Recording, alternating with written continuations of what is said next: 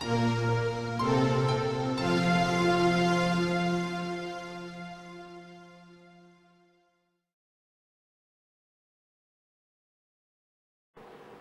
class, I welcome you to attend the second part of the chapter How do organisms reproduce for class 10 CBSE. In this class we are going to discuss about budding. In this method a bud-like projection is formed on the body of the organism. The bud then develops into a new individual. It then separates from the parent and forms an independent individual. Example, Hydra, yeast, etc. Now we are going to discuss budding with the help of this picture, budding in Hydra. In picture 1, as you can see, the bud has appeared on the parent body, and in picture 2, that bud is now slowly growing, and in stage 3, this bud is now completely mature and is ready for detachment from the parent body, and at stage 4, the bud has finally detached or separated from the parent body and forms a new individual. Regeneration.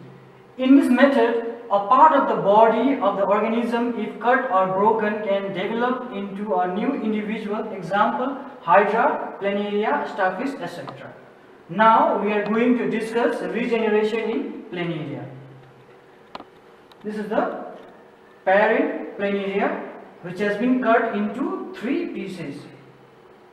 Now each broken piece will develop into new individual, as you can see from the picture clearly. Fragmentation.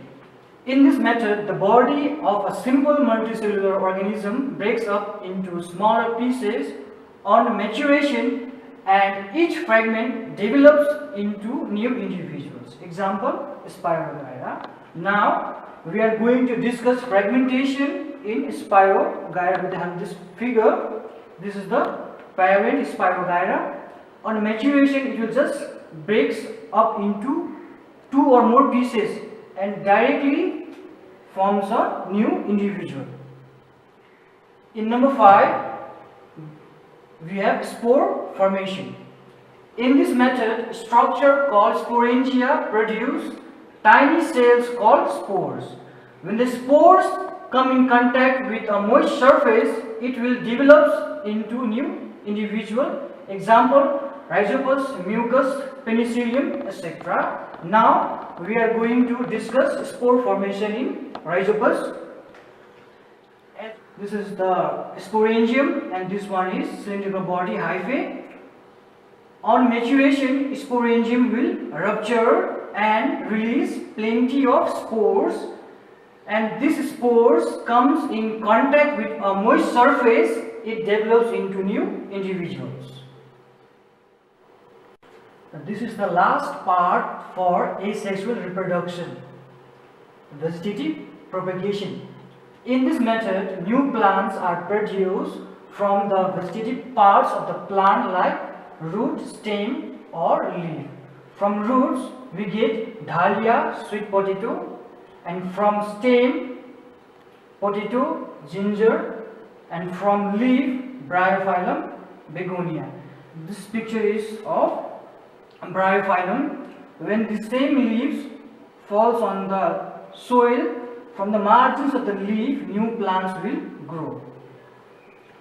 Plants produced by vegetative propagation produce flowers and fruits earlier than those produced from seeds, which means those plants which are produced from vegetative propagation, they start bearing or producing flower and fruits earlier than those plants which are planted by sowing seeds. Vegetative propagation can also be done artificially by cutting, layering and grafting. As we have done with asexual reproduction, let's move on to sexual reproduction. Sexual reproduction in flowering plants. Reproductive parts of a flower. The stamen and pistil are the reproductive parts of the flower. Stamen is the male reproductive part. It produces pollen grains in the anther, which contains the male germ cell or male gamete. Pistil is the female reproductive part, it produces ovules in the ovary which contain the female germ cell or female gametes. Now we are going to discuss different parts of a flower. Let's start with male parts. Male part is altogether termed as stamen. Stamen consists of anther and slender part, filament. Female part altogether termed as pistil. Pistil consists of stigma, this slender part, style, and this bulgy part is ovary. Inside the ovary there will be ovule or egg. This color part is known as petals. This is known as peduncle, and this is termed as receptacle. Now I am going to explain the term pollination. The transfer of pollen grains from the anther to the stigma of a flower is called pollination. It takes place by wind, water, or insects. If the pollen grains are transferred from anther to the stigma of the same flower, it is self-pollination, and if it is transferred from the anther of one flower to the stigma of another flower, it is cross-pollination. Pollination takes place by insects, wind, water, etc. Pollination simply means male part will produce pollen grain, which is a male germ cell. With the help of insect, wind or water, it will transfer to the female part called stigma, and that process is known as pollination.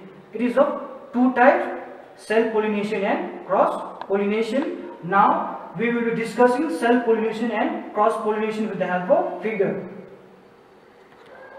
Self-pollination. In self-pollination, pollen grain, that is a male germ cell, will transfer to the stigma of a same flower. So that is why they are called as self-pollination. Within the same flower, they have both male and female part. So that transfer of pollen grain occurs within the same flower. Therefore, it is termed as self-pollination. Cross-pollination. In cross-pollination, transfer of pollen grain will occur from one flower to another flower. Means flower, there will be two different flower. From one flower, male part will be transferred to the another flower. That is why this term as cross-pollination between two different flowers. After pollination, next step will be fertilization. After the pollen grain is transferred to the stigma, it produces a pollen tube, which passes through the style and enters the ovary and ovule. In the ovule, the male germ cell, male gamete, fuses with the female germ cell, female gamete, to form a zygote. This process is called fertilization.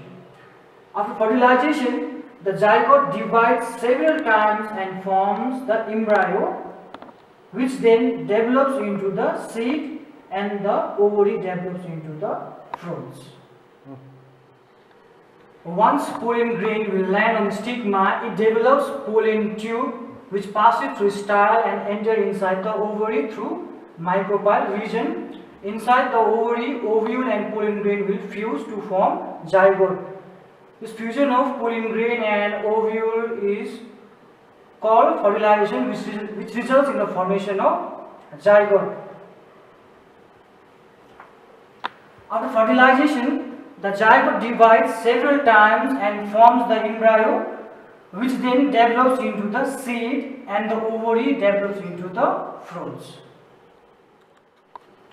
This brings us to the end of the second part of the chapter, how do organisms reproduce. I hope you enjoyed the class. Thank you.